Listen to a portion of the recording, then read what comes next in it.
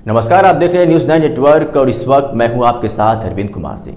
देश और दुनिया की तमाम छोटी और बड़ी खबरों पर आइए डालते हैं एक नज़र।